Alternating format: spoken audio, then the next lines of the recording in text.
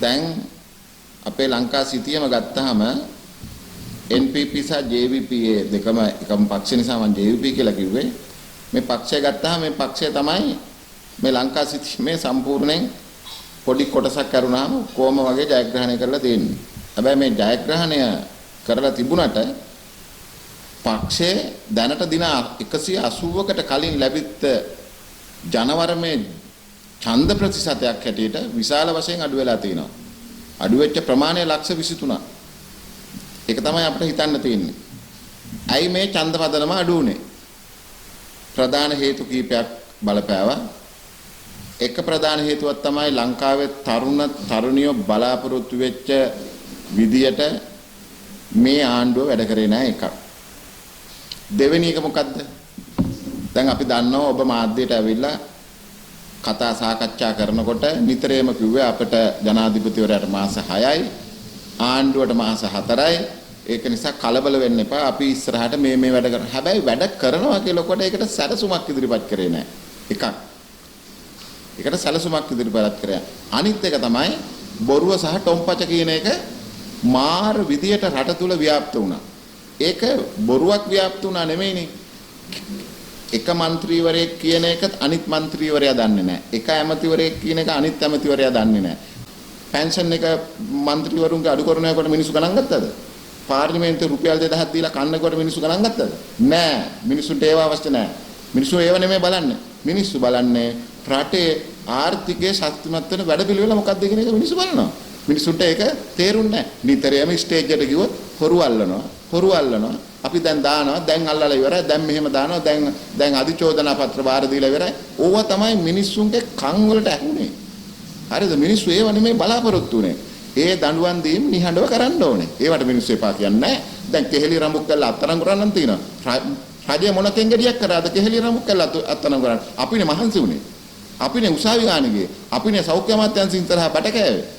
අපේ මිනිස්සු එළියේ ඉන්නව තව ගොඩක්. ඉතින් ඒ මිනිස්සුනේ බට කෑවේ. ඉතින් ඒක නිසා ඒවට දඬුවම් ලැබෙනව නිසියයිරු අධිකරණේ.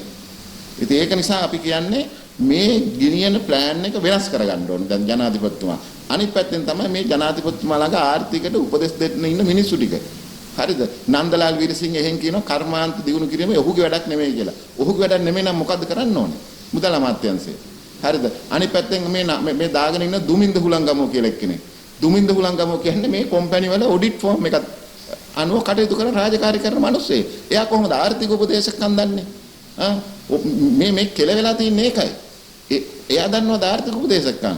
දැන් අර මහින්ද සිරිවර්ධන විශ්‍රාමිකයි කියන මුදල් අමාත්‍යාංශය. එයා දානවා කියන ආසියානු සංගතන බැංකුවට කන්ට්‍රි ඩිරෙක්ටර්. මිනිස්සෙකුට අවුරුදු 55න් හරි 60න් හරි විශ්‍රාම අරින්නේ ඒ මිනිස්යාගේ මොලේ වැඩ කරන්නේ නැහැ.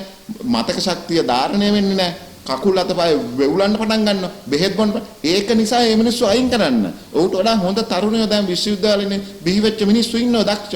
අන්න මේ මිනිස්සු දාගන්න මේ ජනාධිපතිතුමා මේ හැමදාම දැන් හෙට මැරුණොත් මහින්ද සිරිවර්ධන හරි නන්දලාල් වීරසිංහ හරි කවුරු හරි ඒකට පත් වෙන්නේ නැද්ද? මම මැරෙන්න කියලා ප්‍රාර්ථනා කරන්නේ නැහැ. අපේ ජීවිත අපි දන්නේ නැහනේ. කොයි වෙලාවෙ විනා නැති වෙනවද කියලා. කවුරු හරි ඒකට පත් කරන්න ඕනේ. ඒක නිසා මේ දක්ෂ මිනිස්සු ඕන තරම් ඉන්නව ආර්ථිකය හදන්න. විශ්‍රාම ගියනවා විශ්‍රාම අරින්න. විශ්‍රාම ගිය එක ගැන ආසියානු සංගතන බැංකුවේ වාඩි කරවුවාම අවුරුදු 60ක් ගිහපු මිනිහා ඒ මිනිහා මන්දගාමීනේ. කඩිසර නැහනේ. ඕක තමයි අපි කියන්නේ. ඉතින් ඒක නිසා සම්පූර්ණයෙන් මම හිතනවා ජනාධිපතිතුමා මේ පිළිබඳව නිසි අවබෝධයකින් මේ මැතිවරණ වලදී වැඩ කරයි කියලා. දැන් ඔබ දන්නවා මේ අපි මැතිවරණ වල හිටිය මිනිස්සුනේ අපි ව්‍යාපාරිකයෝ. අපිට කියනවා අපේ වැඩබිම් වල ඉන්න මිනිස්සුත් අපිට මේ සේවකයෝත් අපිට මේ ගම්වල ඇවිද්දාම කඩේකට ෂෙඩ් එකකට තෙල් ගහන්න ගියාම සුපර් මාකට් එකට ගියාම මිනිස්සු කතා කරලා කියන්නේ මොකද්ද? මිනිස්සු කියන්නේ අනේ මහත්තයෝ අපේ දරුවගේ රැකියා ඉල්ලුම් පත්‍රයක් බාර ගන්න බෑ කියනවා. ඒකට වෙනම ක්‍රමවේදයක් තියෙන්න කියනවා. අනිත් එක ගම්වල ඉන්න മന്ത്രിවරේ හොයාගන්න නැහැ. ගිහිල්ලා කතා කරන්න නැහැ. අඩුම ගානේ ඔයා මට කියන්නේ අපිට ඒක මාධ්‍ය වේදිනුත් කියනවා. කිසිම මිනිහෙක් ඇමතිවරයෙක් ටෙලිෆෝන් එකක් උස්සන්නේ නැහැ. മന്ത്രിවරයෙක්ව. මේකද සමාජවාදය. මේකද මහජනතාවත් එක්ක ඉන්නේ ඒක. මෙන්න මේවා තමයි මේගොල්ලන්ට අහිමි වුණු ඡන්ද පදනම දෙදරා ගියේ මෙන්න මේ හේතු නිසා. ඉතින් අපි කියන්නේ මේවා නිවැරදි කරගන්න ඕනේ. මේවා නිවැරදි කරගන්න නැතුව නම් ගමනක් යන්න බෑ කවදාකවත්. ඒක හොඳට මතක තියාගන්න. කිසිපද අපි දකින්නේ නැහැනේ മന്ത്രിවරේ. දැන් අපිට උනත් අපි නම් කෝල් කරන්නේ නැහැ. අපි කෝල් කරන්නේ අපි රැස්වීමකට එන්න කිව්වොත් අපි යනවා මිසක්. හැබැයි අපේ මිනිස්සු අපි ඉදිරියේ ගන්නවා. කතා කරන්න නම් එතකොට හැබැයි කිසි මිනිහෙක් ටෙලිෆෝන් එක ආන්සර් කරන්නේ නැහැ. ටෙලිෆෝන් නැහැ. ඒව නැහැ මොනවාක් ආයි. ගන්න ඉස්සෙල්ලා කොහමද? අපි කිව්වහම අහවල් තැනට අපේ උද්ඝෝෂණයක් තියෙනවා ඒකට එන්නේ කිව්වහම අපිට කෝල් කරලා අහනවා කීයද තියෙන්නේ කියලා. අපිට කෝල් කරලා අහනවා දෙපාරක් තුන් පාරක්. දැන් උන් එක එකක් ටෙලිෆෝන් එකක්වත් ආන්සර් කරන්නේ නැහැ. මේවා තමයි මේගොල්ලන්ට වැරදුනේ. හැබැයි ප්ලෑන් එකක් කියන එක තියෙන්න ඕනේ. ප්ලෑන් නැතුව නම් මේ ගමන යන්න බෑ.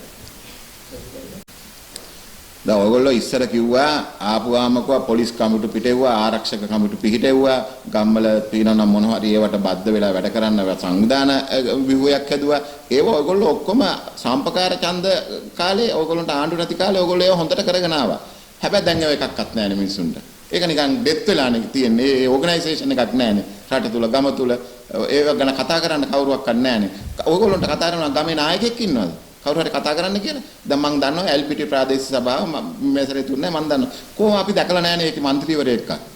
කවුරුත් දැකලා නැහැනේ. මම දැක්කා ඒක සභාපතිවරයාටත් විරුද්ධව අල්ලස්සා දූෂණ විමර්ශන කොමිෂන් සභාවට ගිහිල්ලා පැමිණිල්ලක් කරනවා දූෂණයක් කරලා තියෙනවා කියලා. ඉතින් මෙයා ගැන හොයන්න කරන්න ඔබ්සර්ව් කරන්න කවුරුත් නැහැ. හූ නැහැ සද්දය.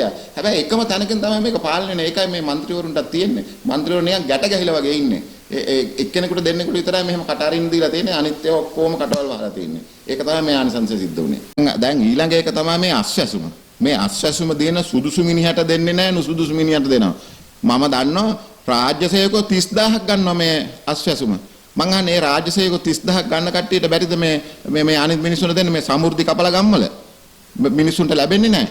හරි ඒකත් හරි ක්‍රමවේදයකට හදන්නේ නැහැ. ඒකයි දැන් ග්‍රාම නිලධාරීන්ගේ ලොකු කනගාටුදායක අවස්ථාවක් තියෙනවා ගම්වල එක ගමකට ඉන්න රාජ්‍ය නිලධාරීන් 5 දෙනෙක් මොකක්ද ආණ්ඩුව කරන්නේ කොහොම ආණ්ඩුවේ සැලසුම් සංවිධානාත්මක වැඩපිළිවෙල නැහැ කියන්නේ අපි ඒකයි ඒක නිසා මේ අස්වැසුම් පිළිබඳවත් ඔබතුමාලාගේ විශේෂ අවධානය යොමු කරලා සුදුස්සට දීලා නුසුදුස්සට දෙන එක නතර කරන්න ඕනේ ඉතින් ඒ නිසා අපි කරුණා කරලා කියනවා ආණ්ඩුවට නිවැරදි වෙන්න කියලා මේ කරුණොත් මතක තියාගන්න බොහොම ස්තුතියි